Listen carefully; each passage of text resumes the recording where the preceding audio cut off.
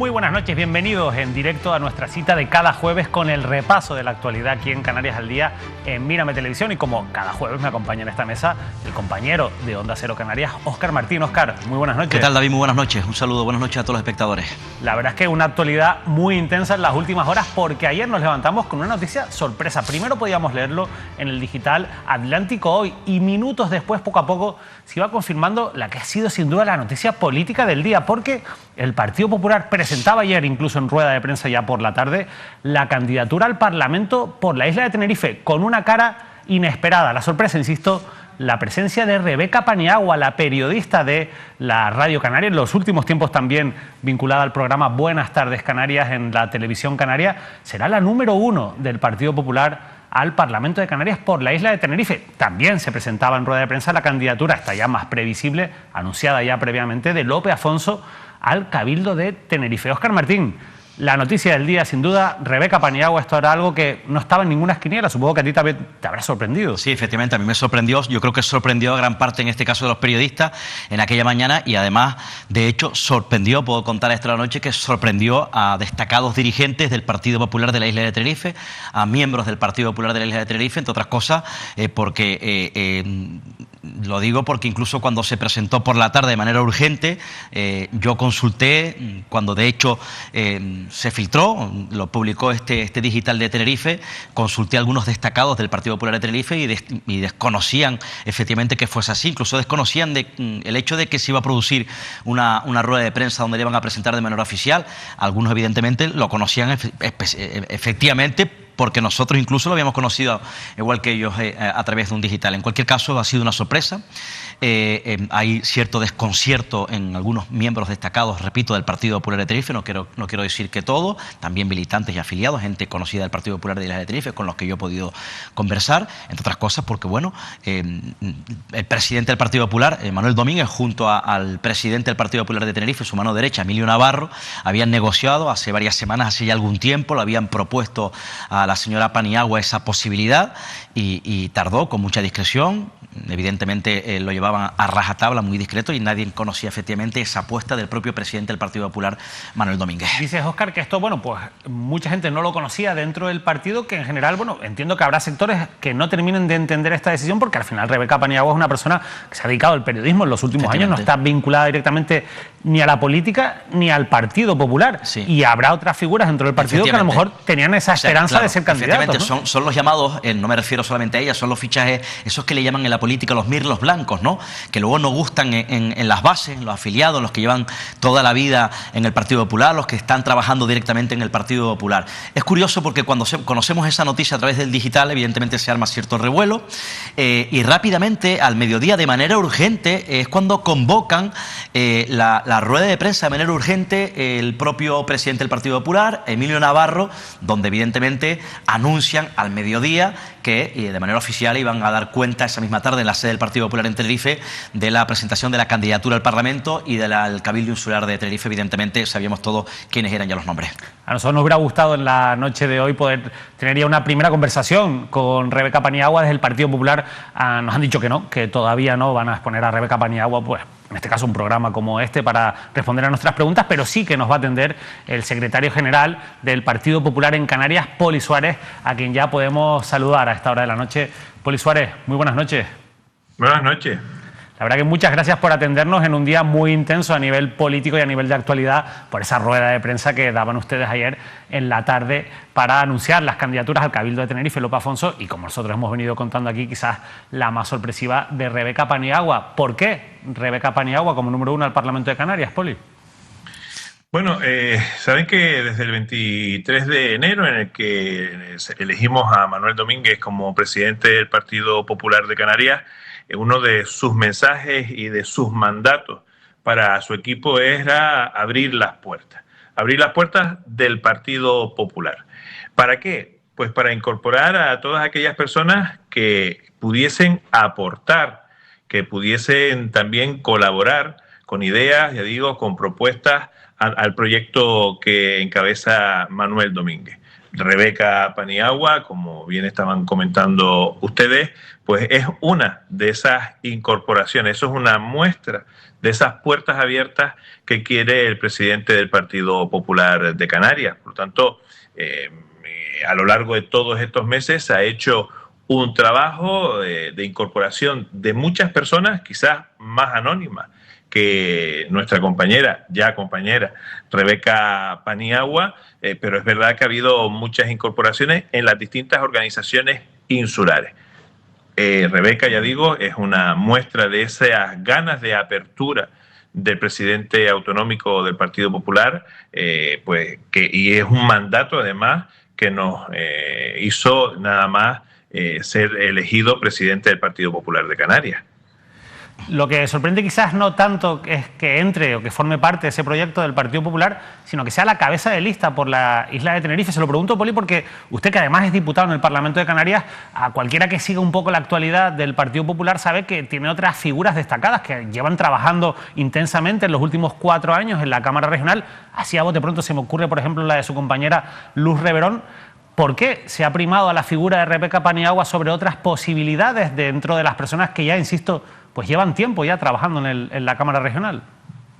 Bueno, Luz Reverón, a nadie se le escapa que es una magnífica compañera, una gran trabajadora y una gran diputada en el Parlamento de Canarias. Y representa muy bien y defiende muy bien los intereses del Partido Popular, sobre todo los intereses de los canarios y canarias allí en el Parlamento. Representa a la isla de Tenerife, pero es verdad que en su trabajo ha dado muestras más que de sobra de defender esos intereses del conjunto de la ciudadanía de Canarias. Pero nadie sobra en este proyecto, a nadie se le está vetando, a nadie se le está, digamos que empujando a la calle, ¿no? No, todo lo contrario. Yo creo que entre más somos, mejor nos va a ir. Y Luz, ya digo, ha hecho un magnífico trabajo y desde luego con Luz se sigue contando. Bueno, que Rebeca haya sido propuesta como número 1 por la isla de Tenerife, en muchas ocasiones hemos tenido candidatos que a lo mejor no han estado en una primera línea ocupando esos primeros puestos.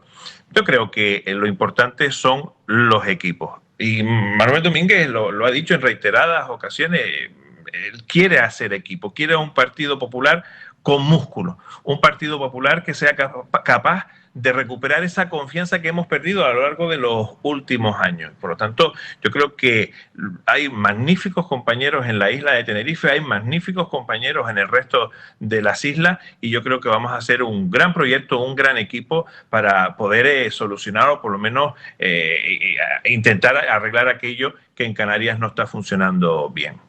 Poli, le pregunta ahora que me acompaña en esta mesa el compañero periodista Óscar Martín. Sí, algunas cuestiones sobre este asunto, luego algunas cuestiones también en el ámbito regional de candidaturas. Señor Suárez, muy buenas noches. ¿Entra en la esfera en Rebeca Paniagua del Partido Popular como candidata independiente o ya está afiliada? ¿Es afiliada del Partido Popular? Pregunto. Y por otro lado, ¿teme usted como secretario general que se puedan proliferar ampollas resquemor en el Partido Popular de Tenerife por el fichaje de la señora Paniagua? Yo soy una persona que me gusta hablar con claridad y con sinceridad. A todo el mundo no le puede gustar las decisiones que se toman en una organización. Hay gente que le gusta más y hay gente que le gusta menos. Pero de verdad que a lo largo de la tarde de ayer o en la mañana de hoy, durante el día de hoy, yo he recibido muchísimos mensajes de compañeros y compañeras felicitándonos por esa elección.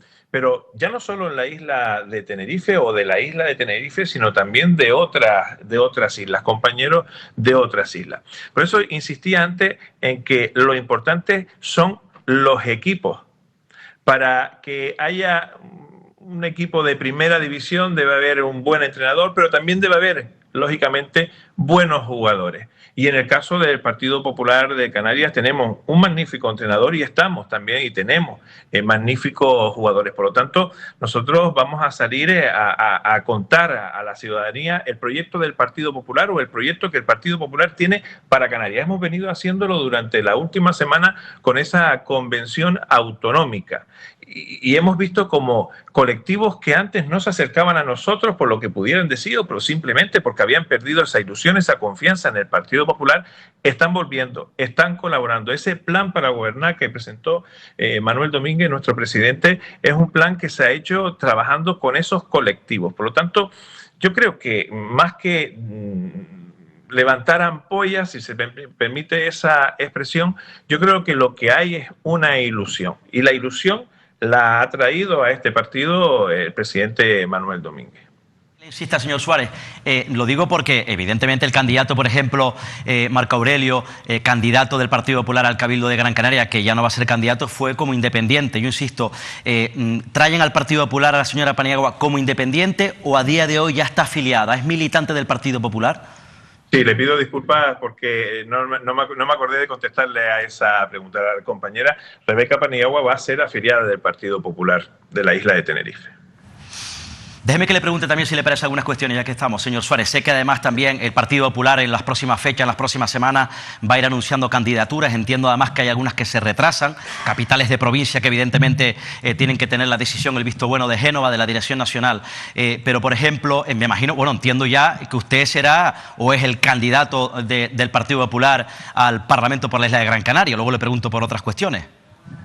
Yo le he dicho, hoy mismo me hicieron compañeros suyos de otros medios de comunicación esa misma pregunta, y yo lo que le he pedido, lo que le he dicho al presidente autonómico es que me gustaría repetir en la lista del Parlamento. Me gustaría repetir la próxima legislatura como diputado por la isla de Gran Canaria. El puesto, honestamente, se los digo, y me hacía referencia, pero es que usted es el secretario general. ¿Pero qué tenemos? Mi respuesta fue, tenemos que ir cambiando ese chip también. O sea, lo que no podemos es relacionar los puestos orgánicos con la obligatoriedad de ocupar un puesto en una lista. Nosotros tenemos presidentes locales que lo son, pero que no van a ser candidatos a eso en los municipios de donde son presidentes locales. Es verdad que ya he dicho que mi predisposición, así se lo he demostrado al presidente autonómico, es repetir al Parlamento de Canarias. Nos equivocamos, señor Suárez, si decimos a esta hora de la noche con cierta tranquilidad que en este caso Carlos Tarife es una opción en estos momentos que avanza para convertirse en candidato del Partido Popular a la ciudad de Santa Cruz de Tenerife y Ángel Sabroso del Partido Popular a la capital Gran Canaria. Ambos, las dos personas que usted me ha nombrado, son magníficos compañeros que han hecho un trabajo y están haciendo un trabajo espectacular.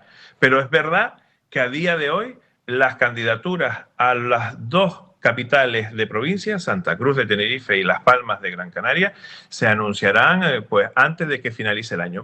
Nosotros tenemos unos plazos, estamos cumpliéndolos. El presidente ya dijo que en el mes de octubre empezaría a anunciar esas candidaturas.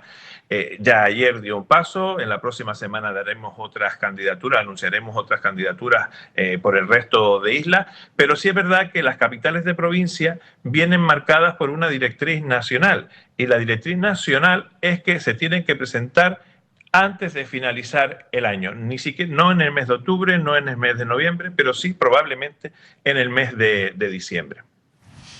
Poli Suárez, de verdad, muchísimas gracias por habernos atendido en la noche de hoy y bueno, pues mucha suerte en este recorrido electoral que ahora comienza. Que no poco. Muchas gracias a usted. Gracias. Por cierto, David, puedo decir que gana, ya que estamos, gana fuerza, lo puedo decir hasta la noche, gana entero la candidatura de Manolo Gómez como candidato para repetir a la alcaldía, la candidatura a la alcaldía del municipio tinerfeño de La Laguna. Insisto, toma fuerza esa candidatura. Yo contaba que ayer era un día frenético, efectivamente, ¿no? Por la mañana conocíamos esa noticia, convocatoria, anunciaban cierto malestar. Algunos dirigentes del Partido Popular no conocían la noticia, se sorprendían, la conocían esa misma tarde como el resto de periodistas. Y cuando se produce esa rueda de prensa, de manera casi paralela, se celebra en Tenerife la Junta Directiva Insular, donde se nombra el comité electoral, que no se ha reunido. Fíjate, se nombra el comité electoral luego, después de haberse anunciado de manera oficial la candidatura de la número 1 al Parlamento. Hay una cuestión clave que tú le planteabas y que nombraba el propio Poli Suárez. Efectivamente, pues algunos daban por hecho en el Partido Popular, algunos periodistas dábamos por hecho, tú sabes, David, perfectamente, que la opción de liderar la candidatura era la de Luz Reverón, porque entre otras cosas, Luz Reverón es una mujer fuerte del Partido Popular, una mujer fuerte, cercana, en principio, que yo tenga entendido, a Manuel Domínguez, fue miembro de la mesa del Parlamento, y cuando evidentemente hay un cambio en cuanto a la dirección del grupo, porque se marcha efectivamente de esa portavocía la propia Australia Navarro y se convierte Manuel Domínguez, que era el presidente del grupo, presidente del Partido Popular, nombran a la propia Luz Reverón presidenta del Grupo Popular en el Parlamento. Todo se presuponía efectivamente que la candidata iba a ser la propia Luz Reverón. Ahora, evidentemente, si es Paniagua, entiendo yo que el número 2 será un hombre, por tanto, habría que ver, porque se podría relegar efectivamente en este caso a Luz Reverón del número 3, una mujer, por cierto, muy vista, muy considerada en el Partido Popular. Como ustedes saben, desde las pasadas elecciones hay una doble lista para elegir a los candidatos al Parlamento de Canarias. Además de las listas insulares, tenemos la lista regional. Por eso ustedes a lo mejor se extrañan de que no sea Manuel Domínguez el número 1. Manuel Domínguez, pues previsiblemente después de la designación de Rebeca Paniagua, será el candidato del Partido Popular por la lista regional. Y esta es un poco la estrategia que están siguiendo todos los partidos: poner a sus candidatos presumibles a la presidencia del Gobierno de Canarias en la lista regional y poner a una mujer como número 1 en las candidaturas, por lo menos en la isla de Tenerife, al Parlamento de Canarias. Lo vemos ya ha sido designada, lo vemos en el Partido Popular con Rebeca Paniagua, pero podemos hablar también de otras opciones políticas que van en la misma línea. Por ejemplo, en Coalición Canaria, en la lista regional irá Fernando Clavijo, pero la número 1 por Tenerife será Ana Oramas. También se ha anunciado ya desde hace algunas semanas y ya está, pues lógicamente, en esa precampaña intensa que se ha iniciado ya en los medios de comunicación. Ana Oramas, bueno, pues preparando esa candidatura como número 1 del partido al Parlamento de Canarias. Óscar. Efectivamente, ese es el plan, la estrategia efectivamente de Coalición Canaria, un plan B por si acaso se queda en el camino el propio candidato a la presidencia, Fernando Clavijo. Evidentemente quieren recuperar la fuerza de Coalición Canaria, el bastón principal, esa isla de la antigua agrupación tinerfeña independiente, puso fin a Madrid, por tanto, quiere reforzar los votos, el apoyo a la candidatura, insisto, de Fernando Clavijo, y de esa manera la convierten o la proponen, la designan como candidata a Tenerife. Ojo, porque Ana Oramas es la que marca la candidatura de Rebeca Paniagua. Es decir, cuando el Partido Popular conoce que Ana María Oramas se convierte en candidata de Coalición Canaria al Parlamento por Tenerife, cambian las tornas. Se produce un movimiento interno, cierto nerviosismo en el Partido Popular, lo digo porque saben ustedes que Coalición Canaria y el Partido Popular se mueven casi en su mismo espectro electoral y que hay fugas, ha habido fugas de votos del Partido Popular a Coalición Canaria. Llega Ana Oramas a Tenerife y evidentemente el Partido Popular, los cerebros del Partido Popular van en busca, insisto, de alguien que pudiese, según ellos o para ellos, crear cierta revolución. Alguien joven, fresca, que no haya estado en la política, quizás por eso decidieron o miraron a la figura de Rebeca Paniagua. Insisto que ella marcó la estrategia. Ya el otro día también en una encuesta, un sondeo que publicaba precisamente Atlántico Hoy, digital, hablaba de eso, del crecimiento previsible de Coalición Canaria en la isla de Tenerife, a costa principalmente del Partido Popular. Entiendo que ese temor existe, lógicamente. Efectivamente, ¿no? Porque además en anteriores elecciones electorales de ámbito nacional hubo fugas palpables, un detrimento a favor de Coalición Canaria en detrimento del Partido Popular, porque se mueven quizás en determinados territorios en el mismo espectro electoral y eso ha puesto nervioso al Partido Popular, sin lugar a dudas. Partido Popular, Coalición Canaria, pero también el Partido Socialista, bueno, está planteando la posibilidad de que su número 1 al Parlamento por la isla de Tenerife sea la actual presidenta del Grupo Parlamentario Socialista, Nira Fierro. Óscar, en el caso de Nira Fierro, diputada, insisto, presidenta del Grupo Parlamentario Socialista, todavía no se ha anunciado de manera oficial, pero tiene todas las papeletas, ¿no? Hay un inconveniente, efectivamente. Van a repetir, sin lugar a dudas. Es decir, repetir lista. En principio, la candidata del Partido Socialista será Nira Fierro, el número 2 será el actual presidente del Partido Popular, Gustavo Matos. ¿Qué ocurre?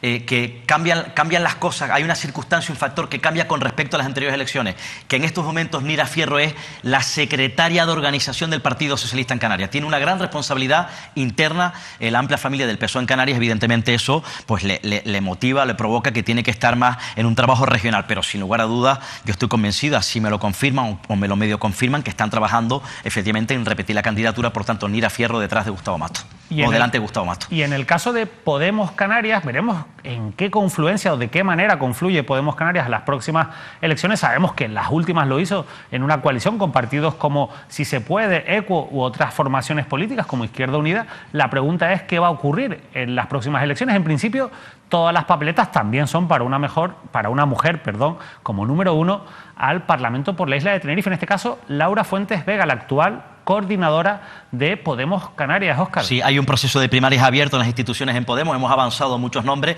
y sin lugar a duda, a espera efectivamente de obtener esos apoyos de los inscritos, la que se posiciona, la que toma fuerza, es decir, la que levanta la cabeza para convertirse en candidata por Tenerife es Laura Fuentes, como dice la coordinadora autonómica de Podemos en Canarias.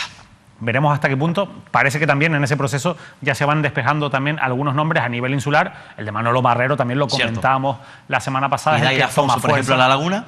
Y Rubén Ascanio, por ejemplo, hoy en el caso de Si se puede, se ha anunciado también su candidatura pues para repetir en el... Claro, ahora ahora habría que ver efectivamente en este caso Espinosa, Santa Cruz de Tenerife, y Daira Afonso, La Laguna, y Manolo Marrero en este caso también concretamente al Cabildo Insular de Tenerife, donde saben que hay cierta brecha, cierta guerra interna. Ahora habría que ver las alianzas, ya saben ustedes también, el proyecto Drago de Alberto Rodríguez, posibles alianzas con la plataforma, el nuevo ciclo, nueva era política que va a liderar Yolanda Díaz, si hay más desbandadas o no dentro de Podemos, y por otro lado también ECUO e Izquierda Unida, pero sí se puede, efectivamente es importante saber en qué camino, en esa posibilidad de alianza iría a concurrir, por eso es importante ver el camino que podría tomar el propio Rubén Ascanio. Estamos muy pendientes de esas confluencias. Por cierto, nombraba a Óscar Martín, a Alberto Rodríguez. Nosotros estamos intentando contactar desde hace unos días con Alberto Rodríguez después de presentar ese proyecto Drago. Nos gustaría mucho que estuviera aquí en Mírame Televisión para explicarnos cuál es, en este caso, esa propuesta, en qué consiste y bueno, y qué recorrido va a tener en los próximos meses, porque no cabe duda de que hay una fragmentación dentro de las formaciones de izquierda y veremos hasta qué punto, como explicaba ahora Óscar Martín, se van a producir confluencias como ocurrió en este caso en el año 2019. Pero fíjense, hablábamos de Rebeca Paniagua, de una periodista que da el paso a la primera línea política. No es la única. En los últimos años se ha vuelto bastante habitual. Tenemos algunos ejemplos de destacados periodistas que dieron el paso a la política. Quizás la más reciente, a la que más nos recuerde la decisión que ha tomado Rebeca Paniagua, es Vidina Espino, la que fuera directora de informativos de Antena 3 Canarias, fue la candidata de Ciudadanos en las últimas elecciones autonómicas. Ahora, después, bueno, de una atropellada existencia en el Parlamento de Canarias, sigue, en este caso como diputada no adscrita, pero ya fuera de Ciudadanos y ahora ya pues dentro del proyecto de Coalición Canaria. Hablaremos de Vidina Espino dentro de un rato. Formará parte de ese proyecto de Coalición Canaria para las próximas elecciones. Pero no es el único caso. También, por ejemplo, tenemos el caso de José Manuel Piti, el que fuera también un destacado periodista en el ámbito deportivo en Canarias, lo sigue siendo, fue durante una etapa pues uno de los hombres que atrajo Fernando Clavijo para su proyecto y acabó como diputado autonómico. También fue en el último año, en las últimas elecciones, a la lista del Cabildo Insular. Podríamos hablar también de Juanma Betancourt, el que fuera concejal de urbanismo de La Laguna, otro periodista destacado que pasó de la dirección del decano de Diario de Avisos, en este caso, a las filas de Coalición Canaria a nivel municipal, también traído de la mano de Fernando Clavijo y que ha vuelto de nuevo pues a la profesión periodística. Óscar, hay una línea, parece que muy estrecha, que separa el periodismo y la política en los últimos años. Son casos. Ha habido casos también antiguos, hace muchos años, ¿no? Sí, por supuesto. Históricos. Claro. Fidi Alonso, digamos, ¿no? Salvador García Llanos, evidentemente que fueron alcaldes de municipios y fueron periodistas, más asumiendo cargos de responsabilidad. Pero efectivamente en esta nueva era, en esta época, hablabas de Vidina Espino, un caso además también fue la primera que dio un paso importante, creó cierta expectación, cierta revolución también en el colectivo, en el sector, en la profesión a la que nos dedicamos. Ella llegó a Ciudadanos, efectivamente como candidata, en este caso con Albert Rivera como hombre fuerte de Ciudadanos, a la presidencia del gobierno. Luego, bueno, pues formó parte también en el epicentro de cierta guerra, una dura guerra interna dentro de la organización naranja. Ya saben que luego abandonó efectivamente Ciudadanos. Bueno, pues pasó al grupo no adscrito. Ahora está muy cercana. Ella habla de que ha llegado a un acuerdo de colaboración con Coalición Canaria. Está más próxima que nunca a Coalición Canaria. De hecho, se le ven algunos actos junto a dirigentes de Coalición Canaria en la isla de Gran Canaria. Una mujer cercana a Fernando Clavijo, a Pablo Rodríguez, que es el secretario general de Coalición Canaria en la isla de Gran Canaria. Y se rumoró en su momento la posibilidad, ¿no?, de que pudiese optar a la candidatura a la alcaldía de Las Palmas de Gran Canaria. Se descartó efectivamente porque el candidato de manera oficial es Francisco Candil. Al Cabildo Insular de Gran Canaria, en principio, no está formando parte de la carrera en primaria, porque además sabrás, David, que Gloria Cabrera, que es una de las que optó a esas primarias, se ha retirado por motivos de salud, que allana el camino a María Fernández, que es la actual diputada nacional. De eso hablaremos después, Sí. Pero entonces, ¿dónde va a estar Vidina Espino? Y bueno, habría que ver efectivamente en qué candidatura, no sé si irá en la lista regional, me imagino que pegada quizás a la figura del propio Pablo Rodríguez, Fernando Clavijo, para tratar, entiendo entiendo yo, de volver a dar el salto al Parlamento regional. No veo otra opción, a no ser que esperen evidentemente a una próxima candidatura lejana de cara al Senado o al Congreso de los Diputados. En el caso de José Manuel Pite, recordemos que abandonó su acta de consejero del Cabildo de Tenerife en este mandato. En el caso de Juanma Betancur, en su momento ya también regresó a los medios de comunicación. Pero nosotros queremos cerrar este apartado de periodistas que dan el salto a la política con una noticia también que hemos conocido en los últimos días y que nos toca un poco de cerca, porque se trata de un antiguo compañero de esta casa durante muchos años, periodista de Mírame Televisión, el compañero José Denis, que también va a dar el salto, en este caso, a la política local como candidato a la alcaldía de San Mateo. Lo anunciaba en la cuenta oficial del PSOE de la Vega de San Mateo nuestro concejal Rubén Díaz Herrera, que ha desarrollado una brillante labor al frente del Grupo Socialista en la oposición del Ayuntamiento durante esta legislatura. Ha anunciado su apoyo a José Denis como candidato de San Mateo para las elecciones del PSOE de San Mateo para las elecciones municipales de 2023. El propio José Denis ya lo confirmaba también en su cuenta personal de Twitter. Se abre una nueva etapa. Si bien nunca he dejado de participar en la vida política de mi municipio, ahora toca dar un paso adelante para un cambio urgente y necesario en San Mateo. Lo hago tras pensarlo a conciencia, con responsabilidad, ganas e ilusión. Gracias, Rubén y equipo. La verdad es que en muchas ocasiones hemos hablado en Mírame Televisión de la situación en la que se encuentra el municipio de San Mateo. Ahora el Partido Socialista pues tiene una opción política de cara a esa alcaldía en la figura de José Denis, al que por supuesto desde aquí nosotros le deseamos mucha suerte. Óscar, José Denis, otro periodista, en este caso a nivel local. Efectivamente, además en su pueblo, San Mateo, ¿no? Son decisiones, entiendo yo, meditadas, de una profunda reflexión. No es fácil, entiendo yo, ¿no? Dar un paso cualitativo sustancial de esa manera, ¿no? Formar parte, además los tiempos que corren de la vida pública, de la vida política, debe ser difícil meditar. Entiendo que son reflexiones, insisto, de hace mucho tiempo, ¿no? Y yo, respetables, sin lugar a dudas, son decisiones personales que respeto y además en este caso también les deseo a todos suerte, especialmente a nuestro amigo José Denis. La verdad es que hablamos de políticos que llegan en este caso muchos desde el ámbito del periodismo, pero las listas electorales están trayendo novedades y sorpresas de cara a las próximas elecciones. Lo que no es tan habitual es hablar de políticos que se van, que tiran la toalla estando pues en importantes responsabilidades políticas. Es el caso del protagonista del que vamos a hablar hoy. Es una persona con la que ya hablábamos la semana pasada para tratar un asunto de actualidad, la situación de abandono que viven más de 30 personas mayores en el hospital de La Palma. Se trata de Jonathan de Felipe, el alcalde de Breña Alta y diputado autonómico de Coalición Canaria. Hoy en rueda de prensa ha anunciado que abandona la política. No será el candidato de Coalición Canaria a la alcaldía de Breña Alta en 2023, pero ha dicho algo más. Ha dicho que no va a ir en ninguna lista electoral en las próximas elecciones. Da un paso a un lado. Así lo explicaba en rueda de prensa Jonathan de Felipe esta mañana.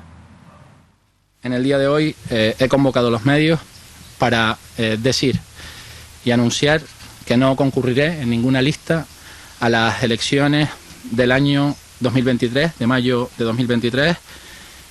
He asumido una responsabilidad, llevo 12 años cuando llegue mayo de 2023 en una responsabilidad que no hay que negar que ha sido dura, lógicamente, de trabajo continuo y constante, que me la han facilitado el equipo del que me he rodeado siempre, un equipo que me acompaña en el día de hoy y que estoy muy agradecido. Han sido 8 años de gobierno. Yo entiendo que las instituciones se deben oxigenar, la institución de Breña Alta se debe oxigenar, que hay un gran equipo con experiencia que puede seguir haciendo las tareas, que se puede liderar Breña Alta. Yo creo que a veces hay que dar un paso a un lado, dedicarse también a la profesión, oxigenarse y con el sentido de que no descarto que en algún momento, en un futuro, pueda volver a prestar responsabilidades públicas, pero lo que está claro es que ahora yo creo que la institución necesita oxigenarse y yo, en este caso, coger perspectiva de estos años en los que he estado haciendo oposición durante 4, he estado 8 años en la alcaldía y he estado 4 años en el Parlamento de Canarias, cuando llegue el mes de julio, que también ha sido una tarea bonita en la defensa de la isla de La Palma y una experiencia preciosa. Jonathan de Felipe, nos hubiera gustado poder hablar con él la noche de hoy. Lo hemos intentado, nos ha dicho que ha sido un día muy intenso, que está cansado, que prefiere, bueno, pues ceñirse a lo que comentó en la rueda de prensa. Y la verdad es que, bueno, no es habitual, como decía antes, que estas cosas ocurran, sobre todo porque muchas veces incluso los propios políticos se marcan unos plazos que después incumplen. Una vez que llegan al poder, se acomodan y deciden continuar. Óscar, la verdad es que no ha sido el caso de Jonathan de Felipe, que podría perfectamente volver a aspirar a ser alcalde de su municipio, de Breña Alta, pero ha decidido dar un paso a un lado. Ha sido una sorpresa, sin lugar a dudas, en La Palma, yo creo en el ámbito regional también, dentro de Coalición Canaria, porque es alcalde de Breña Baja, de Breña Alta, es un baluarte importante de presente y de futuro para Coalición Canaria en La Palma, así me lo transmiten. Es diputado regional y también un hombre bien visto dentro del grupo parlamentario de Coalición Canaria en Tobaldo Power en Santa Cruz de Tenerife. Jonathan de Felipe obtuvo la mayoría absoluta, 8 años en el gobierno como alcalde, con mayoría absoluta en este mandato. En el anterior mandato suscribió un pacto con el Partido Socialista, luego logró la mayoría absoluta y estuvo también un tiempo, algunos años, como concejal de Coalición Canaria en la oposición. Yo, desde luego, he hablado con gente de Coalición Canaria en las últimas horas. Me dicen que esta es una decisión bastante meditada, reflexionada del propio de Felipe. Pero ha sido sorpresiva también, no sé si tú te lo esperabas. Sí, no lo esperaba. Me sorprendió sobre todo por su juventud y por su fuerza. Es un hombre fuerte dentro de Coalición Canaria y un hombre que mantiene la mayoría absoluta en ese municipio de Breña Alta, que políticamente, históricamente fue bastante convulso, por cierto. Me cuentan desde Coalición Canaria que es una reflexión bastante meditada, que de hecho él ya hace algún tiempo le había comentado a dirigentes de Coalición Canaria, a algunos compañeros del grupo y de La Palma, la intención, la necesidad y el deseo él ya de poner fin a un ciclo político y volver a su trabajo, de la que me cuentan, es apasionado, es letrado, es abogado, pero me cuentan incluso que desde el año 2020 ya había planteado además también esa posibilidad de decir fin a mi carrera política, vuelvo a mi trabajo, y parece ser que en Coalición Canaria algunos hombres y mujeres de Coalición Canaria en La Palma desde aquella época le animaron a que siguiera. Le dijeron, sigue un poco más, sigue un tiempo, te necesitamos. Yo creo que ya él consideró que era el final, lo ha anunciado hoy, ojo, continúa como alcalde hasta el final del mandato y de luego a mí me parece que hay que felicitarlo. Primero, desearle que le vaya bien, vuelve a su trabajo, al mundo de la abogacía, y me parece que es importante contar esto. Y me parece que es importante, entre otras cosas, porque hay muchos en esta tierra que a esta hora de la noche deben de saber el ejemplo que acaba de dar este joven de Coalición Canaria de La Palma, que ha dicho, me voy, se acabó un ciclo, la institución a la que represento debe oxigenarse, considera que ya es suficiente su trabajo, y lo digo porque hay gente en esta comunidad autónoma, políticos que llevan 20 o 30 años sin bajarse del carro, hay gente que no ha conocido lo que es un transporte público, hay gente, políticos, cargos públicos, hombres y mujeres que llevan toda la vida con chofer y que evidentemente no tienen otra profesión. Pues este señor se va, entre otras cosas, porque tiene una profesión y considera que la política no es una profesión. Creo que muchos, insisto, tienen que tomar nota y ejemplo de lo que ha dicho hoy o lo que ha hecho este político palmero. La verdad que es un caso que no es habitual y nosotros desde aquí, hombre, pues por supuesto desearle también mucha suerte a Jonathan de Felipe. Ha estado 12 años la primera línea política, como le explicaba, 4 en la oposición y 8 años ya gobernando. Tú lo has explicado muy bien también en Breña Alta. Sorprendente que lo haga, que se vaya cuando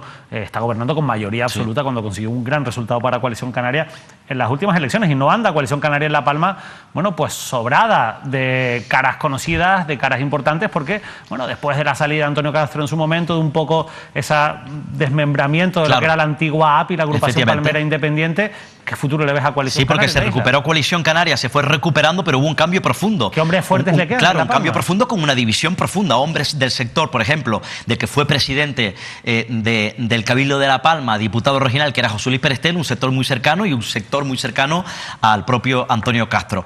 Hubo una nueva era en Coalición Canaria en La Palma, liderados en este caso por la que fue consejera Nieves Lady Barreto, que es la mujer fuerte de Coalición Canaria en La Palma, fue consejera de Política Territorial, candidata de Coalición Canaria a la presidencia del Cabildo, es portavoz, por cierto, pese a que no gobierna, ganó las elecciones en el Cabildo Insular de La Palma, y bueno, un grupo de personas fuertes como por ejemplo Jonathan Felipe, el propio alcalde del Paso, Sergio Rodríguez. Evidentemente no Coalición Canaria mantiene el poder en todos los municipios, porque ya saben que el pacto en su momento, Partido Popular y Partido Socialista, dinamitó, mejor dicho, a Coalición Canaria en La Palma. Y ahora evidentemente, bueno, se la juegan, ¿no? Porque hay un momento tremendamente complicado en La Palma, la crisis del volcán, unas elecciones muy reñidas, fruto efectivamente de cierto malestar, enfado de muchos afectados por el volcán, y ahora habría que ver primero el futuro efectivamente de Nieves Lady Barreto, si ella decide o no, si Coalición Canaria decide que vuelva vuelvo a repetir, ya lo sabremos, me dicen que esa decisión se tomará en este caso en el mes de diciembre, pero suena con fuerza Sergio Rodríguez, alcalde del Paso, un hombre que ha cobrado mucha notoriedad, insisto, lamentablemente por la crisis del volcán, podría ser el candidato de Coalición Canaria a la presidencia del Cabildo de La Palma. Y en el Partido Socialista, siguiendo en La Palma, Borja Perdomo, que ha dado un paso al frente como posible candidato, en este caso presentándose primero a las primarias a nivel insular. Efectivamente, ¿no? Ya ha abierto un proceso de primarias. Yo contaba en su momento, daba algunos nombres que sonaban en el PSOE de Palmero: Borja Perdomo, actual vicepresidente consejero de Infraestructura. Sonaba, por ejemplo, también otro nombre, el de Kilian Sánchez. Kilian Sánchez, el director insular de Sanidad, hombre fuerte de la sanidad en La Palma, un hombre fuerte y bien visto, dije yo en su momento, por Ángel Víctor Torres, que considera que ha hecho una buena gestión sanitaria. De hecho, forma parte del Comité Regional en Materia Sanitaria del Partido Socialista en Canarias. Y sonaba también, evidentemente, la que era la consejera de Agricultura, la que es la consejera de Agricultura, Manos Tenden, parece que se ha descartado absolutamente, pero suena también en ese proceso de primaria Francisco Paz, ya lo avancé, Francisco Paz, alcalde de Los Sauces, el hombre que confrontó en el proceso de primarias contra Anselmo Pestana. El primero que ha dado el paso en las últimas horas, se ha confirmado, lo ha dicho públicamente, que se presenta al proceso de primaria. El primero que ha dado el paso es, efectivamente, David, Borja Perdomo, actual vicepresidente del Cabildo de La Palma. Y al final esto puede ser un síntoma de que el Partido Socialista está por la labor de, si cuadran las cosas, pues repetir pacto con el Partido Popular. Sí, efectivamente. Bueno, habría que ver, efectivamente, ¿no? La situación es complicada, ¿no? Porque, bueno, los escenarios van cambiando, ¿no? Hay cabezas visibles en los partidos, gente que manda a los partidos que ya están retirados, vuelven otros hombres, y la visión de la política debe ser diferente en torno con respecto a los escenarios cambiantes. Pero sí que es verdad que el sentimiento, que es lo importante, el sentimiento que existe en la isla de La Palma, en el Partido Popular y en el Partido Socialista, es volver a fraguar un pacto entre ambos, porque PSOE no quiere pactar con Coalición Canaria y el Partido Popular no quiere pactar con Coalición Canaria. Hablabas de escenarios cambiantes y es que me venía a la cabeza Anselmo Pestana. Entiendo que Anselmo Pestana está descartado de esta carrera electoral. Sí, Anselmo Pestana está descartado. Anselmo Pestana no va a estar en ninguna candidatura en la Isla Bonita. El actual delegado del gobierno en Canarias. Hablabas antes de Gran Canaria, de la candidatura de Coalición Canaria, Gloria Cabrera, que ha dado un paso al lado, sorpresivamente también, porque la verdad es que hasta hace unos días estaba con fuerza pujando por esa posibilidad, junto con María Fernández, la diputada en el Congreso de Coalición Canaria. Por tanto, vía libre para María Fernández. Efectivamente, allá en el camino. Recuerden que Gloria Cabrera era la primera que había anunciado que daba el paso, es consejera del Cabildo de Gran Canaria, y hubo cierta brecha, lo contamos, recuerda David, cierta crisis interna. ¿Por qué? Porque Gloria Cabrera pertenece al comité local de Telde, de Coalición Canaria. Es la esposa, si no me equivoco, de Héctor Suárez, es el hombre fuerte de Coalición Canaria en Telde, es el teniente de alcalde de ese municipio. Evidentemente tenía el apoyo de esa organización o de ese comité local. Y luego aparece la figura de María Fernández. María Fernández, una mujer fuerte también, una mujer muy cercana a Pablo Rodríguez, que es el hombre que manda en Coalición Canaria, actual diputado, y es la actual diputada nacional de Coalición Canaria por la provincia de Las Palmas, la que sustituyó, recuerdo, con aquel conflicto, aquella problemática de retraso, que no le daban la cartera Nueva Canarias a Coalición Canaria, o el escaño que habían compartido. Ella sustituye a Pedro Quevedo, está en Madrid en el Congreso de los Diputados y ha presentado, por cierto, efectivamente ya, creo, sus avales y va a ser también la candidata. En medio de esa crisis se retira la propia Gloria Cabrera.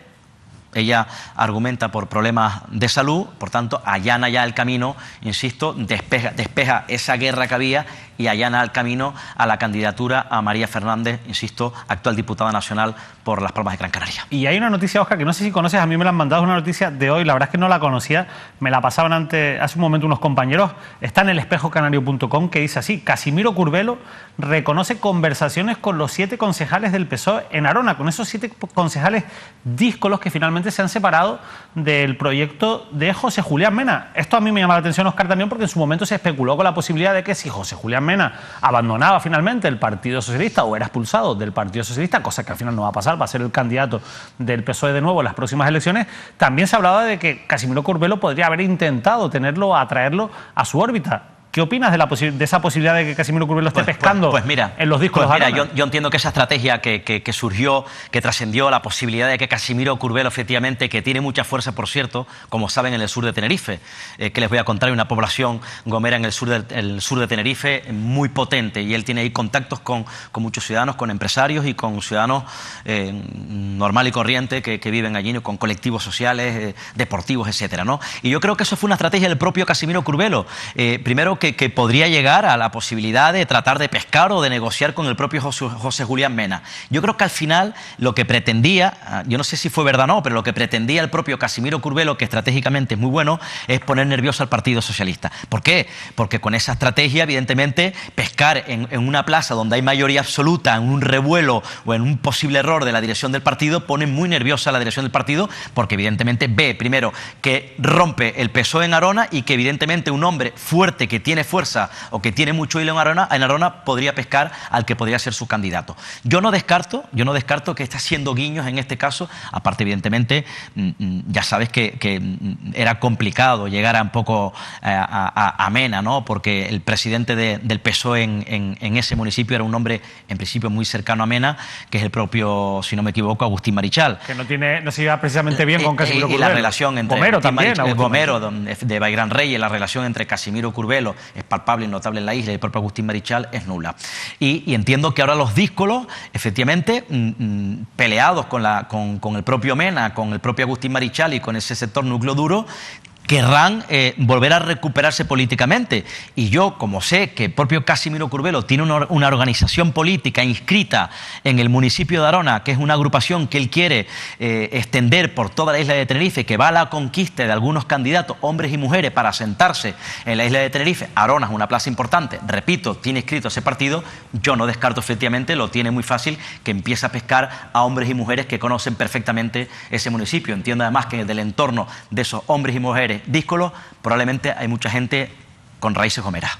Eso te iba a decir, hay mucho voto gomero en el sur de la isla de Tenerife y en el municipio de Arona, por tanto es comprensible pues esa estrategia de pescar candidatos y de fortalecer ese proyecto de la agrupación socialista tinerfeña, que bueno, no deja de ser pues un brazo de la agrupación socialista gomera que preside el propio Casimiro Curbelo. Nosotros nos vamos a ir ahora precisamente hasta el Parlamento de Canarias, porque la actualidad del pleno de esta semana nos ha dejado un debate interesante en torno a esa situación social que vive la isla de Tenerife, situación económica y social, ante un modelo que empieza a mostrar síntomas de agotamiento y que ha abierto ese debate sobre la necesidad de darle un giro al proceso de transición, al modelo económico que tiene Canarias. Se hablaba, nos estamos moviendo en cifras de récord de llegadas de turistas. Las previsiones para la temporada alta del invierno son muy buenas dentro del sector hotelero, pero por otro lado seguimos en cifras de pobreza que rozan el 38% de la población de Canarias. Bueno, ante esta situación, Sí Podemos Canarias, el grupo parlamentario ha presentado una propuesta para que fuera debatida en el Parlamento de Canarias sobre la necesidad de crear una moratoria turística, algo que por ley ya ha aprobado el Parlamento Balear, el gobierno de Baleares, en el que, bueno, pues además de esa moratoria turística se plantea la necesidad de decrecer en las plazas alojativas, en la oferta turística de la Comunidad de Baleares. En Canarias, sin embargo, Sí Podemos Canarias se ha quedado sola como formación en el Parlamento apoyando esta posible moratoria. Es curioso porque al final Sí Podemos Canarias está dentro del Gobierno de Canarias y le está proponiendo al propio Gobierno de Canarias una medida que en este caso rechazan los socios mayoritarios del Gobierno de Canarias, pero que también ha recibido pues la respuesta contraria del resto de grupos de la oposición. Vamos a escuchar al diputado proponente, a Francisco Denis, a Paco Denis, explicar por qué consideran que Canarias necesita una moratoria turística. Nosotros tenemos actualmente camas de hoteles, unas 255.000 camas hoteleras. En camas de apartamento tenemos 160.000 camas de apartamento. En viviendas vacacionales legalizadas, más de 35 cuestiones aquí en esta comparecencia, en sentido general, porque yo creo que tiene que haber un acuerdo social de partidos, pero también la sociedad canaria sobre la necesidad de acometer los límites para que no se construya ni una sola cama más, ¿no? Los datos actuales, nosotros tenemos, y son datos, señorías, de investigaciones académicas de cátedras de turismo que existen en nuestras universidades, con datos además del 2020, o sea que la cosa ha ido a más. Nosotros tenemos actualmente camas de hoteles, unas 255.000 camas hoteleras. En camas de apartamento tenemos 160.000 camas de apartamento. En viviendas vacacionales legalizadas, más de 35.000. Pero es que el problema es que de manera alegal, turismo vacacional tiene 100.000 camas. Son datos, digo, académicos. Total de alojamiento, si le sumamos esta, puede llegar a unas 550.000 camas alojativas en las Islas Canarias en estos momentos. Y probablemente mucho más. Pero ¿cuál es el problema, señorías? El problema es que a las 550.000 camas, tirando por lo bajo, existentes entre las distintas categorías, tenemos que sumarle un incremento potencial, y eso lo dicen infinidad de abogados urbanistas, de un 30%. Es decir, lo que está aprobado ahora mismo, si se ejecutara, nos pondría en unas 165.000 camas hoteleras más todavía. Con lo cual, nos situamos muy por encima de los 15 millones de turistas que están previstos para este año. La ciudadanía tiene que saber, además, digo además, lo que se nos viene encima. Porque cunas del alma hay muchísimas. Cunas del alma hay que paralizarlas, señoría.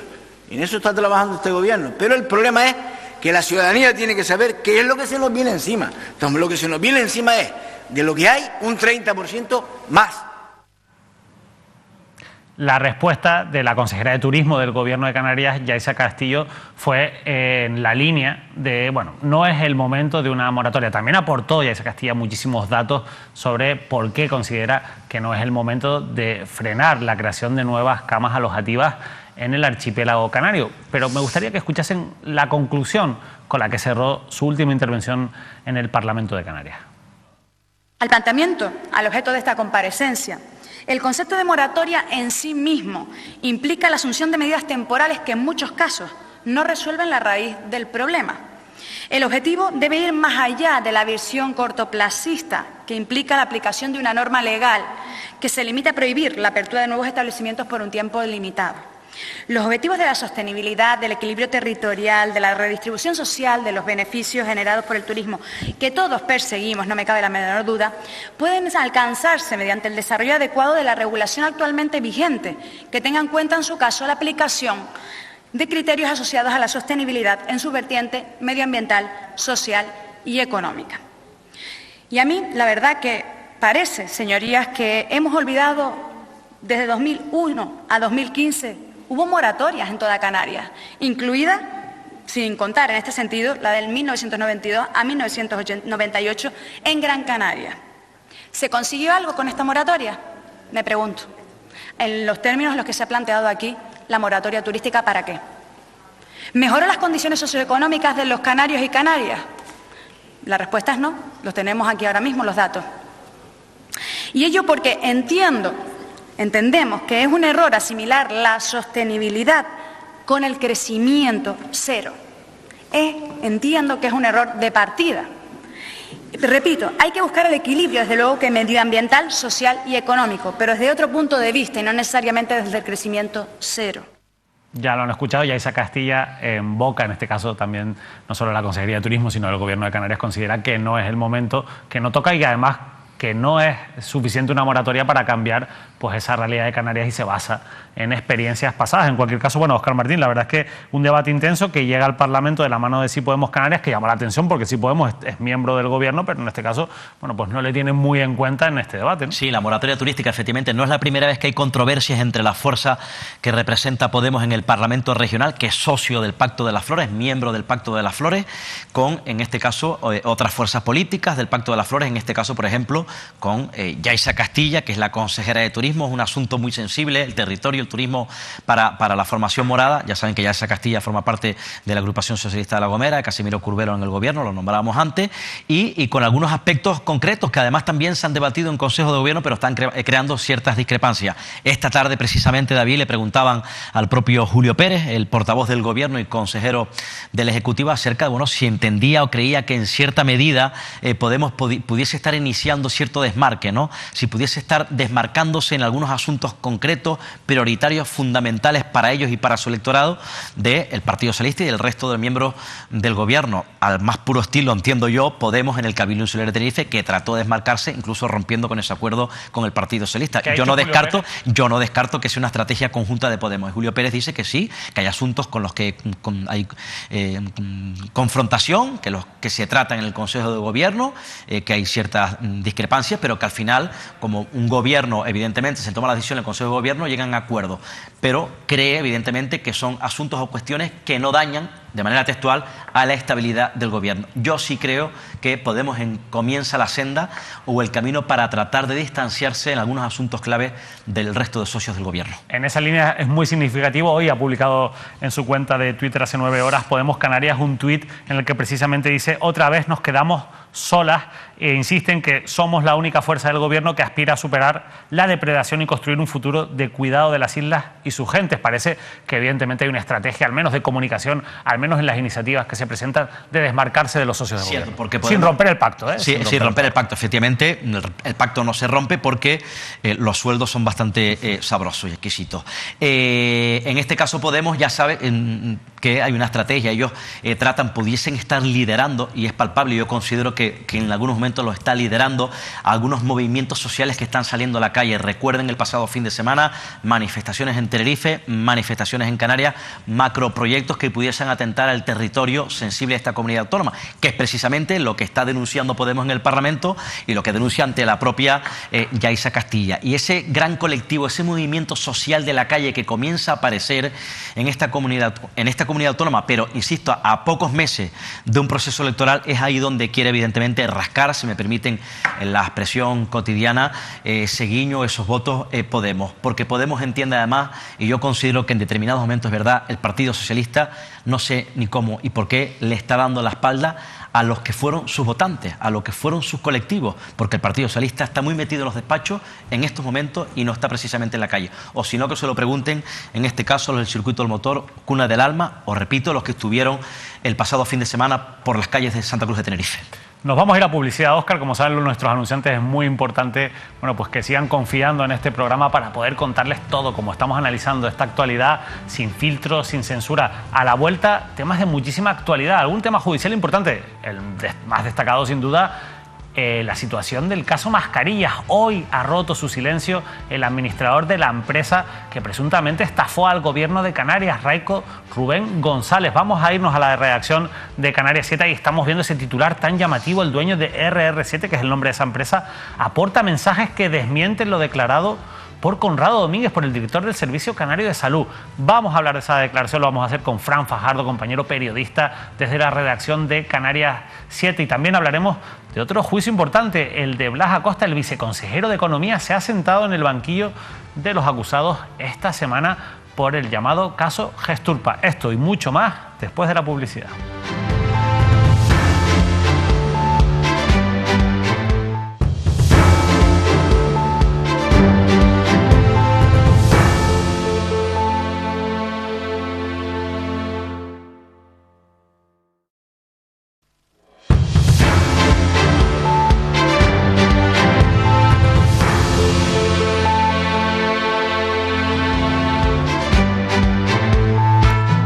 Estamos de vuelta en el repaso de Canarias al día. Se lo anunciábamos antes de la publicidad. Hoy ha sido un día clave, decisivo en el futuro del llamado caso Mascarillas. Hoy ha declarado, ha roto su silencio después de primero negarse a declarar ante el juez, el administrador de la empresa RR7, Raico Rubén González. Y lo ha hecho, bueno, nosotros hemos seguido, por supuesto, como siempre, toda la actualidad de lo que ocurría hoy en el caso Mascarillas a través de las páginas de Canarias 7, de la web de Canarias 7, y lo ha hecho además dando un titular muy importante. Quiero que lean esto que publicaba Canarias 7. El dueño de RR7 aporta mensajes que desmienten lo declarado por Conrado Domínguez. Aporta un aluvión de mensajes que contradicen lo declarado hasta en 3 ocasiones por el director del Servicio Canario de Salud, quien, como saben ustedes, controla hasta el milímetro todo lo que está ocurriendo en el caso Mascarillas. Es nuestro compañero de Canarias 7, Fran Fajardo, a quien ya saludamos en directo a esta hora de la noche. Fran, muy buenas noches, gracias por atendernos.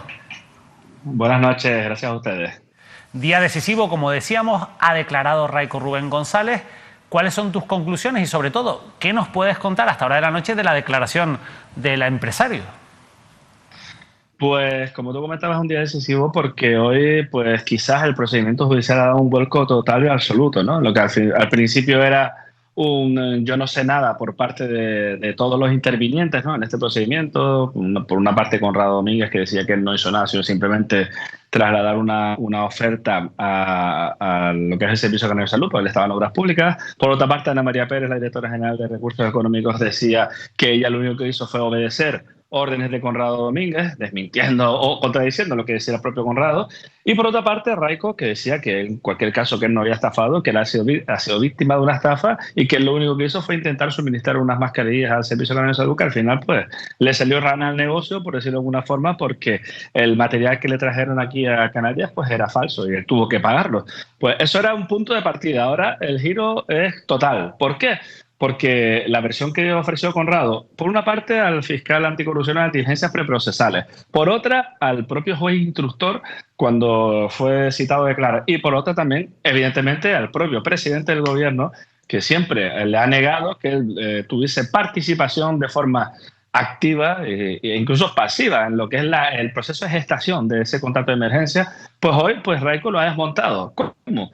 Pues entregando al instructor pues una batería de mensajes, decenas de mensajes que en los que habló con Conrado. Por lo tanto, Conrado no dijo la verdad, evidentemente, porque él dijo que nunca había hablado con él. Hablaba con él, hablaba de precios e incluso pues negoció condiciones y otros aspectos que siempre ha negado Conrado Domínguez. Por lo tanto, ya esa primera idea y esa primera línea de defensa, por decirlo de alguna forma, que había ofrecido Conrado Domínguez diciendo que él era total y absoluto desconocedor de lo que estaba pasando, pues ya se desmonta por eso, con esos mensajes que ha aportado el investigador Raico González. Yo escuchaba también las declaraciones que hacía por fuera del juzgado el abogado de Raico, Rubén González, y él aseguraba que la primera toma de contacto con el gobierno de Canarias fue a través de Samuel Machín, del intermediario. Sí. Me gustaría que me explicases entonces en qué momento entra en juego la relación entre Raico Rubén y Conrado Domínguez, esa relación de mensajes, esas conversaciones. ¿En qué contexto, en qué momento de toda esta investigación, de todo ese periodo que se investiga del caso Mascarilla?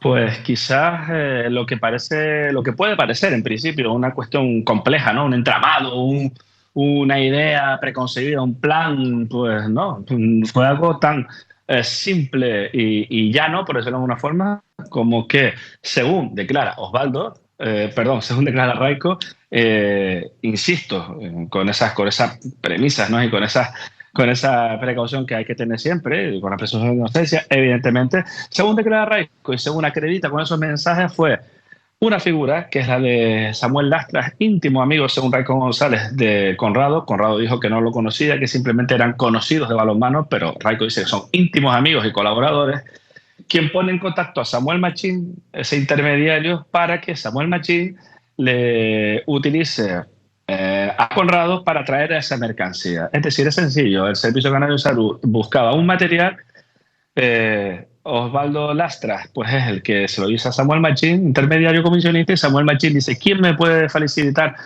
esa mercancía? Pues Raico González, que es empresario y se dedicaba pues a traer mercancía aquí a Las Palmas en época de pandemia. ¿Qué pasa? ¿Por qué habla Conrado con Raico González o viceversa? Por una cuestión de operatividad, de facilidad. Es decir, el que iba a traer el suministro, el producto, era Raico González directamente y no los intermediarios. Entonces, por una cuestión de agilidad en lo que es la gestión, pues hablaron personalmente ellos. Pero lo que sí es evidente es que la tesis inicial del fiscal de que todo se gestó por, teóricamente y presuntamente, una cuestión de amistades, de ese amiguismo, de ese ser amigo de, pues se sostiene y se fundamenta, sobre todo en esas conversaciones. El amigo de Conrado, el amigo del amigo de Conrado y el empresario Raico González, que no conocía a Conrado al principio, que se conocieron a raíz de esta negociación. Así se accedió a un contrato público por la vía de la emergencia de 4 millones de euros pagados por adelantado y sin haber y sin tener esa certeza de que la empresa adjudicataria tenía capacidad y solvencia como para traer ese material a Canarias. Sin duda un vuelco absoluto, como tú has dicho, Fran Fajardo, en el caso Mascarillas. Además de esa investigación por el delito de estafa agravada sobre Raico Rubén González, pesa también la imputación por el delito de blanqueo de capitales, que estaría relacionado con la presunta utilización de esos fondos para comprar coches de lujo. ¿Sobre esto ha habido alguna novedad que podamos saber hasta ahora de la noche? Sobre esto, y según manifestó el propio abogado de Raico González, Rachid Mohamed, a la salida del juzgado, pues él está convencido de que no se sostienen, después de toda esta documentación que se ha aportado y ese vuelco que ha dado pues lo que es la investigación, esas posibles imputaciones por esos dos delitos. Puede haber otros, efectivamente, es decir, puede haber una recalificación de lo que es el tipo de delito, por decirlo de alguna forma. Recordemos que estamos en fase de instrucción, todavía estamos en fase inicial de lo que es esta investigación judicial. Eso sostiene que no hay estafa, porque siempre el propósito de Raico fue traer el material. Es más, compró y trajo un material que resultó ser falso. Insisto, estoy hablando por boca de Raico González, no lo estoy diciendo yo. Y lo que es el blanqueo de capitales, no hay un origen ilícito en esos fondos que destinó Raico González para comprar vehículos, que realmente es el objeto social de su empresa y es a lo que se dedicaba, a la compra de vehículos y al comercio con vehículos. Por lo tanto, el letrado entiende que esas acusaciones por blanqueo y por estafa agravada no hay suficiente masa probatoria en el procedimiento como para que se mantenga. Habrá que ver cómo va cambiando la investigación, habrá que ver si hay una nueva calificación de posibles delitos por parte de Raico González, insisto, según las palabras de su abogado hoy en la salida del juzgado. Ahí será decisiva, entiendo, Fran, la declaración de los familiares del propio Raico, que están citados a declarar, si no me equivoco, también. Sí, los familiares de Raico González están citados a declarar por una cuestión concreta, es decir, ellos figuraban como administradores de dos sociedades, Paredemar y Jimbo, que son las que también tenía la participación de Raico, y a las que Raico hizo traspases de dinero, según él, para la compra de vehículos y para ayudar también en una cuestión concreta y puntual a la sociedad de su propia madre. Es decir, que él dice que nunca tuvo la intención de ocultar dinero, de desviar, ni de que no se viera por ningún lado. Él dice que era una ganancia, que era la parte que él había obtenido como ganancia de ese contrato y que esa ganancia la utilizaba para lo que era su actividad comercial habitual, que era la compra y venta de coches. Insisto, lo que dice el abogado de Raico González. Fran, tú que sigues al milímetro este caso, ¿tú crees que puede influir en algo lo que hoy ha contado Raico Rubén González ante el juez de cara a la declaración la próxima semana del presidente del Gobierno de Canarias, Ángel Víctor Torres, como testigo? Hablamos de si puede influir a nivel judicial o a nivel de la situación de Conrado Domínguez al frente del Servicio Canario de Salud. Bueno, porque sería, yo creo que sería más a nivel, sí, a nivel político, seguro que ahora te va a preguntar también Óscar Martín, el compañero, pero yo te preguntaba a nivel judicial, es decir, ¿pueden cambiar las preguntas que se le hagan al presidente del Gobierno de Canarias o las respuestas del presidente del Gobierno de Canarias? No, claro, efectivamente. Las preguntas no, pues ya están formuladas porque se le ha acabado el plazo a las partes para formularlas. Sí, sí. Es decir, las partes tienen un plazo de 5 días para realizar las preguntas por escrito, insisto. Recordemos que el presidente se acogió a su derecho a declarar por escrito. Por lo tanto, no se pueden cambiar las preguntas. Las respuestas, hombre, yo creo que el escenario es totalmente diferente y habrá que ver. Yo no conozco el contenido de las respuestas que tendría preparadas, si es que ya las tiene preparadas el presidente del gobierno. Pero lo que es evidente es que esta nueva situación pues abre un escenario que antes no estaba. Por lo tanto, oye, existe esa posibilidad de que haya reconducido esas respuestas a la hora pues de resolver las dudas que le han planteado las partes. Te pregunta Fran, el compañero Óscar Martín. Yo creo que en estos momentos hay un punto aquí de inflexión, ¿no? Un antes y un después en cuanto a la figura o el papel que ha podido jugar en toda esta situación, en este escenario, el propio Conrado Domínguez. Y yo creo que evidentemente después de esa declaración del propio empresario lo pone entre la espada y la pared, precisamente en semanas previas a la declaración o días previos a la declaración del presidente Torres. Y por cierto, Fran, efectivamente en ese conchabeo de gestión, vamos a dejarlo así, que se produce entre el propio Conrado Domínguez y los propios empresarios, por lo que efectivamente el fiscal, como bien decías, inicia o les imputa ahora esa causa por un presunto delito de tráfico de influencia. Pero, Fran, a mí lo que me llama la atención, porque desconozco efectivamente, tú conoces en profundidad las claves de toda esta trama, de este caso, ¿qué es lo que le lleva exactamente? ¿Qué le ha podido motivar al empresario para él prestarse a declarar de manera voluntaria, cuando hace una semana él se negaba, se agarraba a su derecho a no declarar cuando se le llamaba? ¿Cuál ha sido el motivo concreto? ¿Qué le ha inspirado a que él dé el paso, insisto, para declarar y que evidentemente haya declarado o haya puesto en conocimiento del juez una clave importante que, insisto, pone al propio Conrado Domínguez entre la espada y la pared? Hay que tener en cuenta, evidentemente, te hablo de percepción, porque evidentemente no estoy ni en la cabeza de Raico ni en la de su letrado como para poder dar una opinión concreta sobre por qué este cambio ahora. Lo que sí es cierto es hay hechos que son irrefutables y que son objetivos. Es decir, Raico en su momento se acogió a su derecho a no declarar, pero su abogado adelantó que era una cuestión de estrategia procesal. Simplemente que él prefería escuchar a las partes, prefería que se fuera desarrollando, llevando a cabo lo que era la instrucción, para luego él prestar declaración de forma voluntaria. Es decir, que anunció que iba a declarar de forma voluntaria, pero cuando ellos, en el hito procesal oportuno, lo creyesen conveniente e interesante por una cuestión de eso, de estrategia procesal. Es legítimo y se acogió a su derecho a no declarar. No es que se negara, sino se acoge a su derecho a no declarar. Lo digo por una cuestión técnica. Por otra, ¿ahora qué? Pues, hombre, evidentemente hay una cuestión clara, que, hombre, habrá que, evidentemente, hoy se le cuestionó sobre eso, sobre esos mensajes. Él ha aportado su teléfono móvil, que ahora tiene que ser pues volcado y examinado por la UDEF, que legitimen todo lo que es la autenticidad de los mensajes, por una cuestión de garantía, ¿no? De garantía de la prueba. Y cuando se determine que son reales, que no son falsos, ¿no? Que esos mensajes son como son, que es lo que es un WhatsApp, pues hay una cosa evidente, que Conrado Domínguez pues no ha dicho la verdad. A partir de ahí, pues las consideraciones que se tengan que hacer, pues oye, corresponderán a los responsables políticos y a los dirigentes, porque si no dice la verdad, es por algo. Y evidentemente, ¿qué consecuencias tiene que un director de un servicio canario de salud del gobierno de Canarias pues no diga la verdad ante la justicia, ante el propio presidente, que ha puesto sus dos manos en el fuego para defenderlo y que lo ha mantenido en el cargo? Pues habrá que ver, pero evidentemente, bajo mi punto de vista, quizás no es lo que uno espera, ¿no? De un dirigente político, ¿no? De un dirigente, en este caso, del director del Servicio Canario de Salud. Fran, la verdad es que vas a tener que escribir un libro antes o después sobre toda esta historia, porque esto está cogiendo unos tintes novelescos que yo creo que lo merecen. Muchísimas gracias por habernos atendido Bastante. una vez más.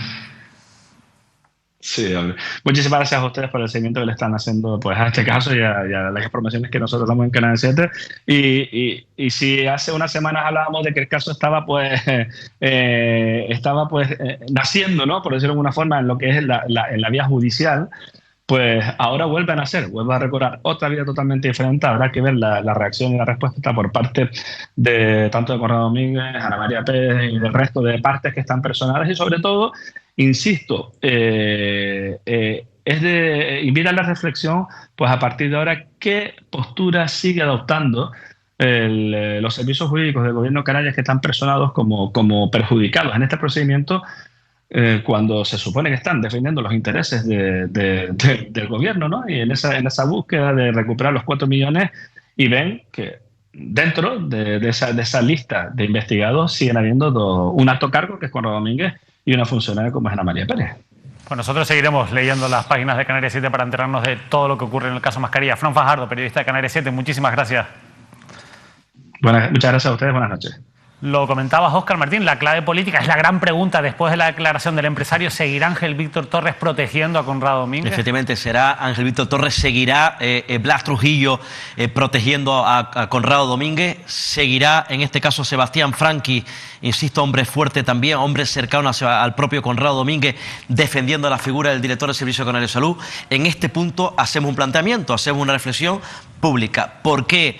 Insisto, a día de hoy, como ha avanzado, insisto, el propio caso Mascarilla, que entiendo yo que va a dar un giro a partir de la declaración del empresario, porque el gobierno, la cuota del PSOE, sigue manteniendo a Conrado Domínguez como director del Servicio Canario de Salud? Es una pregunta que, insisto, dejo en el aire. Vamos a seguir en Gran Canaria porque ha habido un suceso que también nos ha conmocionado. En las últimas horas han encontrado en el barrio de Feria a 2 personas mayores, a 2 jubilados muertos. En principio parece que no hay síntomas de violencia, pero ¿cuál es la última hora que tú manejas? Bueno, en este caso fue un hallazgo a primera hora de la tarde, 2 ancianos de unos 80 años aproximadamente, que hallaron muertos en su domicilio, en su casa en el barrio de la Feria, en la capital Gran Canaria, al parecer alertados en este caso por los vecinos. Hay algunas informaciones que apuntan que al parecer ya llevaban días fallecidos. Acudió esta misma tarde el equipo de la Brigada de Homicidios del Cuerpo Nacional de la Policía de Las Palmas de Gran Canaria, acompañados de la científica, que estuvieron toda la tarde tratando de investigar las causas. A mis fuentes de la investigación directa me contaban esta misma tarde que en principio es lo que me trasladaban cuando me enteraba del caso, llamaba hablaba telefónicamente, me decían que en principio los primeros indicios, esta misma tarde, insisto, ahora habría que ver cómo avanza esa investigación, en principio no habían, porque además estaba la científica, signos de violencia y que en principio pudiese tratarse de una muerte natural de la mujer y que al parecer, repito, según los primeros indicios de esa investigación, su pareja al ver que su mujer había muerto, parece ser que él de manera voluntaria se quitó la vida. En principio, insisto, descartando que no hubo signos de violencia y que la hipótesis de la investigación pudiese ir por ese camino. En cualquier caso, van a seguir trabajando para determinar exactamente en profundidad la causa, repito, del fallecimiento de este matrimonio anciano en la ciudad de Las Palmas de Gran Canaria. Estaremos pendientes de esa investigación que se abre ahora a raíz de este suceso que conocíamos en la jornada de hoy, pero vamos a seguir con la actualidad judicial que nos lleva en este caso a la isla de Fuerteventura, porque esta semana se ha sentado en el banquillo y ya ha quedado visto para sentencia el llamado caso Gesturpa, que insisto, ha sentado en el banquillo el viceconsejero de Economía del Gobierno de Canarias y expresidente del Cabildo de Fuerteventura, Blas Acosta. Si el caso Mascarilla lo seguimos en profundidad por el gran trabajo que hacen los compañeros de Canarias 7 y nosotros les recomendamos que el caso Gesturpa y todo lo que tiene que ver con la actualidad judicial de Fuerteventura lo sigan en Diario de Fuerteventura. Quiero que vean estos dos titulares. El auditor de Gesturpa reconoce que las cuentas en la época de Blas Acosta no recogían la realidad de la empresa, estaba en causa de disolución. Esta es una de las principales conclusiones de la jornada anterior del juicio y la última, después, la jornada ya de conclusiones, es que la Fiscalía mantiene la acusación por administración desleal contra Blas Acosta, eso sí, reduciendo la pena que pide a una condena de 1 año y 9 meses de prisión porque se cae el otro delito, el de insolvencia punible, porque con la reforma del Código Penal del año 2015 no entraría la posibilidad de acusar a Blas Acosta por esta cuestión. Ojo, que Blas Acosta se ha negado a responder a las preguntas del Ministerio Fiscal durante el juicio, algo que a nosotros nos ha llamado mucho la atención. Un viceconsejero del Gobierno de Canarias que no le responde al Ministerio Público, al Ministerio Fiscal durante un juicio, visto para sentencia ya, sí, el caso Gesturpa. Efectivamente, decías una clave, un todo número 2 de la Consejería de Economía y Hacienda de esta comunidad, de la Consejería de Economía de esta comunidad autónoma. Yo decía, lo contamos el pasado martes como Manuel Artiles, que era un hombre fuerte, Blas Acosta, del presidente Torres. El presidente Torres es el secretario general del Partido Socialista. El propio Blas Trujillo, Blas Acosta es el hombre fuerte orgánicamente del Partido Socialista en la isla de Fuerteventura. Y el número 2 de Elena Mañez. Elena Mañez es la consejera de Economía de la Comunidad Autónoma, una mujer de la máxima confianza en Ángel Víctor Torres. Yo planteo por qué el Partido Socialista, por qué la dirección regional del PSOE, por qué Ángel Víctor Torres sigue apoyando firmemente en la figura de Blas Acosta. Dos protegidos del Partido Socialista, en este caso Ángel Víctor Torres, Conrado Domínguez y Blas Acosta, cierto, a pesar de sus problemas judiciales, Óscar. Y en los juzgados también hemos conocido una noticia importante, la adelantaba la cadena SER Radio Club Tenerife. Quiero que vean este titular porque también hemos hablado mucho de este asunto aquí en esta casa y lo hemos hecho muchas veces con el ingeniero Carlos Soler. Varapalo judicial al futuro balneario de La Palma. Condenan al Cabildo a revertir la expropiación forzosa y al pago de costas procesales. En ese proyecto se había acordado la expropiación de los terrenos para llevar a cabo ese proyecto de un balneario en la llamada Fuente Santa. Sin duda esto es un auténtico varapalo para un proyecto lleno de polémica que impulsa el Cabildo de la isla de La Palma. Óscar, veremos qué recorrido tiene esto, pero varapalo, insisto, importante para la política del Cabildo en cuanto a esta actuación. Sí, se tiene que enfrentar efectivamente en este caso a esta causa, ¿no? Judicial. Además también el propio presidente del Cabildo, Mariano Hernández Zapata, donde por cierto el gobierno insular a través de su presidente reconoce efectivamente el error y reconoce, si no me equivoco, que efectivamente ha sido una chapuza. No pueden reconocer otra cosa si lo han dicho ya los tribunales, sin duda alguna. Y hay otro asunto, nos gusta seguir la actualidad, nos gusta seguir y darle continuidad a los temas que tratamos aquí. Y otra de las cuestiones de las que hemos hablado mucho tiene que ver con, volvemos a la isla de Gran Canaria, con el Hospital Materno Infantil. Vean este titular porque por fin ha vuelto, eso sí, por segunda vez. Recuerden que el primer concurso resultó fallido y que a última hora, por un fallo en cómo se establecieron los criterios de valoración, hubo que retirar el concurso. Bueno, pues Sanidad saca de nuevo a concurso la obra de ampliación del materno. El proyecto está dotado de 48,1 millones de euros y tiene un plazo de ejecución de 36 meses, 3 años para construir esa torre, si todo va bien, porque después de la experiencia de ese primer concurso que acabó teniendo que retirar el gobierno de Canarias, bueno, la verdad es que no podemos ser muy optimistas. Vamos a hablar ahora en unos minutos, en unos segundos, con José Carlos Lodos. Lo hemos tenido aquí en otras ocasiones, es médico de ese Hospital Materno Infantil, pero antes quiero que ustedes escuchen, para que lo escuche también José Carlos Lodos, si no lo ha dicho, que estoy seguro de que sí, a Blas Trujillo, el consejero de Sanidad. Se le preguntaba hoy por esta licitación, segunda licitación de la torre del Materno Infantil. Nos critican aquellos que durante años no han hecho nada, ¿no? Entonces, pues parece que han descubierto las necesidades de infraestructuras en el materno insular, pues antes de ayer. No sé si pues son personas nuevas aquí o no llevan viviendo suficientemente tiempo. La realidad es que el materno insular va a tener la torre pediátrica, donde ya he firmado yo la orden para que se adapte el concurso, estará a punto de publicarse, y además también hemos conseguido que nos cedan el CULP, que como saben ustedes también es otro edificio que lleva poquito tiempo cerrado, ¿verdad?, unos cuantos años, y lo vamos a derribar y vamos a construir además otro edificio más. Eso es lo que está haciendo este gobierno. Los otros pues nada, pues apuran el tiempo, ¿no? Hay que hacerlo rápido. Hombre, los plazos serán los que administrativos, como saben ustedes, todo esto de las obras, ahora sale la licitación, hay que esperar a las ofertas, se produce la selección de las ofertas y comienza. Pues los plazos son los plazos típicos de las obras, donde en general pues se ponen, en este caso pues son unos 30 y tantos meses, pero bueno, luego el devenir de las obras todos sabemos cómo son. Lo importante es tener los recursos, sacar la licitación y que por fin empecemos a ver la obra. Eso es lo más importante. Da la sensación, a pesar de que esta es una de las grandes promesas incumplidas, uno de los grandes retrasos en materia sanitaria del Gobierno de Canarias, del anterior Gobierno de Canarias, en la anterior legislatura y del actual Gobierno de Canarias, pues como les decía, da la sensación de que no le hacen gracia las preguntas sobre este asunto al consejero de Sanidad de Canarias, a quien sí que le vamos a preguntar por esta decisión, por este concurso que de nuevo sale a licitación, es a José Carlos Lodos, médico especialista del Hospital Materno Infantil. José Carlos, en directo a esta hora de la noche, muchas gracias por atendernos, que además sabemos que ha tenido usted un día muy ajetreado, pero ha tenido un hueco de nuevo para atender a Mírame Televisión. Sí, encantado de estar con ustedes. Yo es que tenía ganas de verte otra vez en tu programa, encantado. Gracias, José Carlos. Bueno, su valoración sobre esta noticia de que de nuevo sale a licitación el concurso y también un poco de, bueno, cómo está llevando este asunto la Consejería de Sanidad.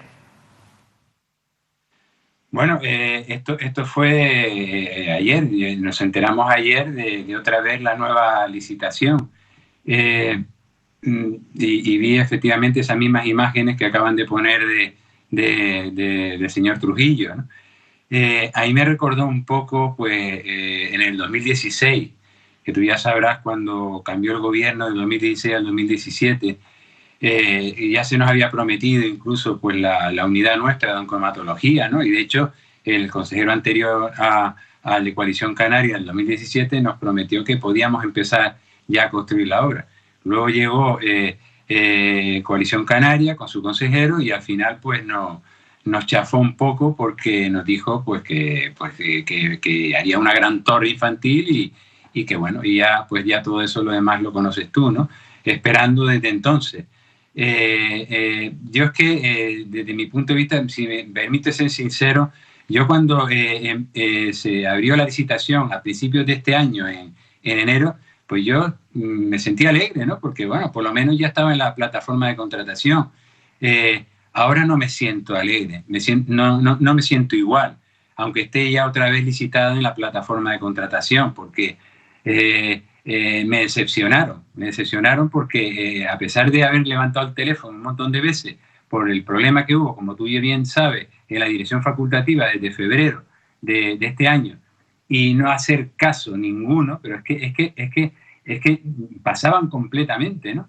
Y luego ya empezaron a hacer caso cuando en agosto la filtración del Canarias 7 pues, comentó lo del problema también en el pliego de selección de empresa, pues me da la impresión que esto ha sido pues se ha sentido un poco este señor acorralado y ha sacado de nuevo otra vez la licitación, y fíjate que incluso antes de la manifestación nuestra de la semana que viene, como si eso pues me hiciera cambiar de opinión y no hacer la manifestación. Y sí te digo desde ya que yo esta vez no me creo nada, yo no me fío. Estas son cosas que se hacen rápidamente, como tú bien sabes, y que no han querido aceptar, por lo visto, la vía de urgencia que la misma oposición le proponía, y de buenas a primeras, pues hay que esperar otro año más. Ellos se han salido con la suya. Hemos pasado el año 22 sin hacer nada, un año perdido. Pero es que además vamos a perder también el 2023, porque si se hace por la vía ordinaria, David, hasta finales de 2023, si es que empieza, porque yo ya ni me lo creo, por problemas administrativos, como vuelvo otra vez a repetir él, que pueden existir, como repitió en el 2021 el Víctor Torres. Yo no sé si eso empezará la primera piedra de la dichosa torre, porque es que ya después de estar esperando 8 años, yo ya no me creo nada. Eso es otro año más, el 2023. 2 años. 2 años. Parece que la salud de nuestros niños no es prioritaria. Un nuevo retraso, José Carlos. Al final es comprensible que usted no se crea nada, porque después de que el concurso estuviera convocado y se tuviera que retirar justo al final, a última hora, cuando ya se iba a hacer la adjudicación de las empresas, bueno, yo creo que hay motivos de sobra para desconfiar. Y bueno, de cara al futuro, bueno, esto pilla en medio de un año electoral, con la posibilidad de que pueda o no haber un cambio dentro de la consejería o del gobierno autonómico. Eso genera incertidumbre, no sabemos cómo va a afectar, quién será el próximo consejero, si seguirá con este asunto o no. La verdad es que es comprensible, pero la pregunta que yo quiero hacerle, José Carlos, es si a pesar de esto entiendo que la manifestación sigue adelante. Sigue adelante, porque es que el hecho de que esté licitado, eso a mí no me dice nada ya, por lo que he vivido este año. Puede ser que efectivamente pues salga todo para adelante, no lo sé, pero estoy desconfío ya de estas personas que no han querido modificar o de alguna manera arreglar la chapuza que ellos en definitiva hicieron este año, porque ha sido un error de ellos. Y encima cuando se les propone por parte del gobierno de la oposición hacerlo por la vía de urgencia, pues dicen que no, que tiene que ser la vía ordinaria. Entonces, yo es que no me lo creo. Entonces, a mí la manifestación se va a hacer porque está clarísimo. Por la salud de los niños no se juega. La salud de los niños es urgente y es prioritario. Para mí, y yo creo que para todo el mundo, la salud de un niño es lo más importante del mundo, lo más prioritario del mundo. Que es que hasta el reino animal lo hace. O sea, las leonas, los leones protegen la salud de sus cachorros y con su vida prácticamente. Y yo no entiendo cómo el ser humano, en este caso, en nuestra comunidad, no entiende que no podemos estar ya esperando desde el 2017 y yo desde el 2015, o sea, que estamos hablando de 8 años, por un hospital que se está cayendo. Pero es que es evidente que se está cayendo. Y este señor hace 2 semanas o hace 3 semanas, encima nos tildaba de exagerado y de mentiroso. Venga usted a ver el materno, no haga las cosas desde su despacho, venga usted al materno. De la misma manera que yo le digo a los residentes y a mis estudiantes, usted lo que tiene que hacer para diagnosticar un caso es ir a la habitación y ponerse a ver al paciente y explorarlo y hacer una buena historia clínica, no hacer la historia clínica del despacho, que es lo que hace este señor. La verdad y por eso desconfío. Sí. Lógicamente esa desconfianza es muy ilustrativo el ejemplo que ha puesto José Carlos, pero rápidamente antes de despedirle, recuerden a nuestros espectadores cuándo y dónde será esa manifestación. Sí, es la semana que viene, el 6 de noviembre, domingo. Queremos hacer una gran manifestación protesta para que estos señores ya vean que va a ir toda la ciudadanía. Cada vez estoy asombrado de la respuesta de la ciudadanía ante esta manifestación. A lo mejor así ya entiende que la salud de los niños es importante. Va a empezar a las 10 de la mañana en la Plaza Belén María del Puerto y va a terminar en el Parque Santa Catalina. El mismo trayecto que la carroza de los niños del carnaval infantil. Es el mismo trayecto. Y bueno, yo espero que toda la ciudadanía esté allí, que va a estar, para que estos señores vean ya de una vez por todas que es importante la salud de nuestros niños, por favor, que ya dejen de estar retrasando lo que ahora ya tenemos 2 años, no 1, 2 años, el 2022 y el 2023. Y parece que yo no sé, todo se queda en el aire. A lo mejor la torre pues empieza ya a construirse a finales del 2023 o en el 2024. Yo es que ya no sé qué pensar. Esperemos que así sea, pero en cualquier caso nosotros nos sumamos a ese llamamiento de cara a la manifestación del 6 de noviembre. Ahí estará, por supuesto, Mírame Televisión y después de ese día también siguiendo toda la actualidad con este asunto. José Carlos Lodos, de verdad, muchísimas gracias por volver a atendernos. Insisto, seguiremos muy pendientes de cómo se desarrolla esta licitación. Muchísimas gracias a ustedes y yo sé que ustedes van a estar ahí porque siempre han estado. Muchas gracias. José Carlos Lodos, médico especialista, hemos hablado del Hospital Materno Infantil Óscar.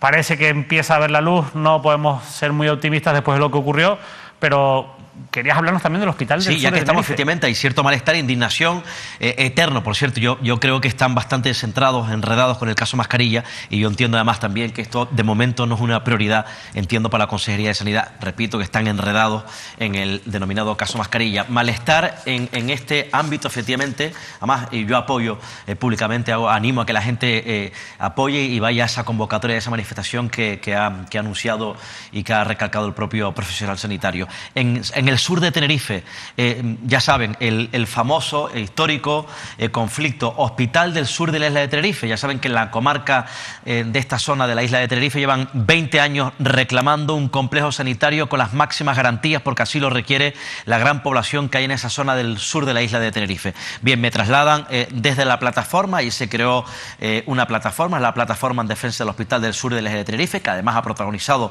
muchas movilizaciones, un malestar con respecto a la Consejería de Sanidad. Se sienten ninguneados y engañados. Me cuentan, por ejemplo, en cuanto a los últimos movimientos, que en julio de 2021 mantuvieron miembros de esa plataforma una reunión con el Gobierno de Canarias, con el presidente Torres y con el Cabildo Insular de Tenerife. Que en esa reunión, en julio de 2021, se acordó volver a reunirse en septiembre de ese mismo año para firmar, es importante, el convenio entre el Cabildo y el Gobierno regional para ceder los terrenos al área, a lo que es la parte sociosanitaria. Esto es un asunto clave, la parte sociosanitaria.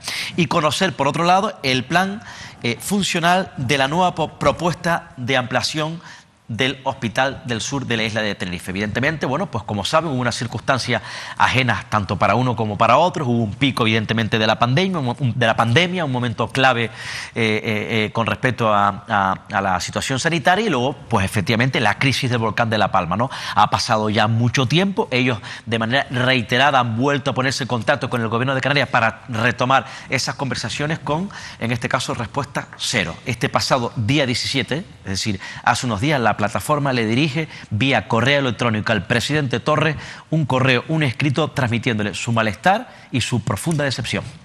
Óscar Martín, muchísimas gracias por habernos acompañado hoy. Nosotros seguiremos también muy pendientes del futuro del Hospital del Sur. Y bueno, nos acabas de dar una idea para seguir profundizando en este asunto. Quizás sea un buen momento para hablar con los miembros de la plataforma y volver a poner en la hoja de ruta esta cuestión, que a veces pues parece que se olvida, y los políticos aprovechan de eso para quitarla de sus prioridades. Cierto. Óscar Martín, de verdad, ha sido un placer de nuevo, como cada jueves. Buenas noches a todos. Y nosotros nos despedimos. No se vayan muy lejos de Puente en estos días. Por supuesto, les deseamos que puedan descansar, si así tienen esa oportunidad, porque nosotros seguiremos la próxima semana con nuestra oferta informativa aquí en Mírame Televisión. Y si se van, recuerden que pueden seguir toda nuestra programación en directo a través de nuestra web de mirametv.com, y en diferido todos nuestros programas en televisión a la carta en nuestro canal de YouTube. Por eso, siempre en Mírame Televisión es una opción ideal para que ustedes estén informados. Que pasen una feliz noche, y si tienen la oportunidad de irse de puente, que lo disfruten.